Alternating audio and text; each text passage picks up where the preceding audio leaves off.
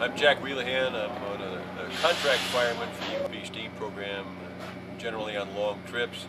So we have more than 2 engineers and 2 firemen, so we can split long days. We have always an FRA legal crew on the engine that are steam qualified. My career has been pretty much in steam and everything, and about 15 years ago, as everybody's getting older on these steam programs, Steve Lee asked me if I come and help. Most of my time has been spent with the Southern Pacific 4449. I've been with that engine since 1975, the days of the American Freedom Train. The Union Pacific is the only railroad in the United States that has an interest in its history and a dedication to its history to support the Heritage Locomotive Program and the Heritage Passenger Car Program. And it's an ongoing program. It's continuous. It's all UP employees. It's not a volunteer organization.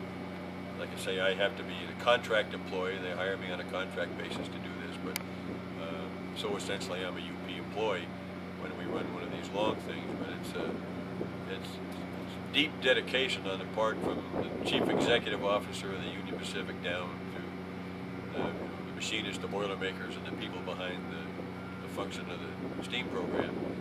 Union Pacific has 2 steam locomotives and 5 diesels, and the historic locomotive fleet at Cheyenne, Wyoming, and quite a nice fleet of historic passenger cars that are assigned to Council Bluffs, Iowa. So when we run one of these programs to show the company flag in different parts of the Union Pacific system each year, in this particular case we're going to the northwestern part of the UP fleet, or the UP system, Portland, Oregon.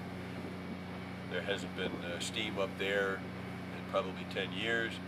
Plus, this gives Union Pacific an advantage to run steam over what was former Southern Pacific track and show the people between Roseville on up into the mountains, Dunsmuir, Klamath Falls, Eugene, up into Portland, and then we'll come back down through Idaho, Boise, Pocatello, and back to Wyoming. We'll be returning to Cheyenne, Wyoming.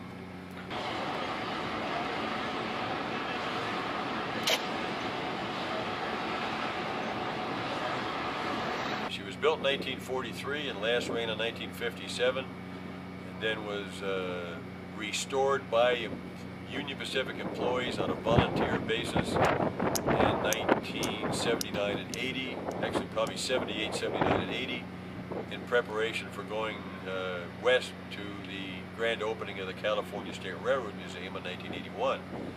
And it's been a continuous maintenance program ever since. Each winter when the engine is out of service, more improvements, redo the boiler, upgrades to the running gear. This particular trip, it has all new rod brass in it, both the front engine and the rear engine. So sometimes we take it a little bit easy, only 50 miles an hour instead of 65 or 70. And she really is in excellent condition and can handle a very substantial train over very rough territory if the need be. Obviously, it was converted from coal to oil. Coal is it's very dirty, very messy. You set fires every place you go. It drops ashes. When you're in town, you have to empty the ash pan. It's very difficult to refuel the tender. You have to have coal beside you in some kind of a clamshell bucket arrangement to get the coal in the tender. Very time consuming. Dust, soot, cinders, every place. So in 1990, the locomotive was converted to burn oil, power plant oil. So that way it could go back to the 10th anniversary of the California State Railroad Museum without setting fires every place it went. And as a result of that, it's capable of touring any place on the Union Pacific system today because it's so clean. Could you teach me in 10 minutes how to run this engine? I could probably teach you in 10 minutes how to run it if you know how to handle a train. It's a little bit more difficult to learn how to fire. That's the difficult part.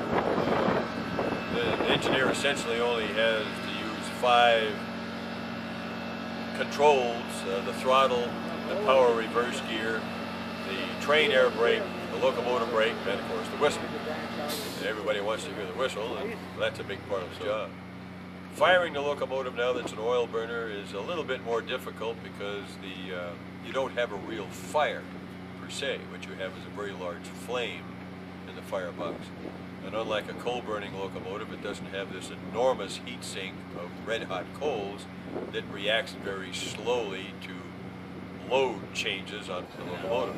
So everything the engineer does with the throttle or the power reverse, that changes the oxygen input into the firebox and the steam output. So the fireman has to constantly change the amount of water he's putting into the boiler to keep up with the steam usage, and correspondingly the amount of oil that you can burn in the flame based on the draft and the oxygen that the engineer is giving you, so you don't make smoke.